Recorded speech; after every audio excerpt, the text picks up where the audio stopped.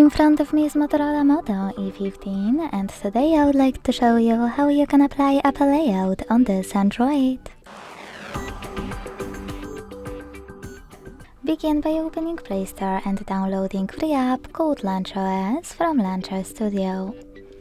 When it's ready, go into Devices Settings and scroll to Access Apps.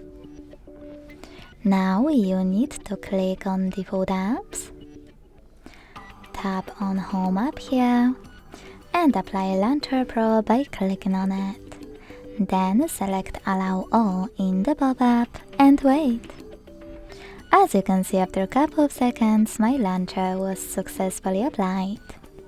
If you want to make some changes to it, you can always do that by accessing Launcher app. If you want to go back to your default layout, you can access the same settings and click on Moto App Launcher. Thanks so much for watching. If you enjoyed this video, leave a like, comment and subscribe. Bye!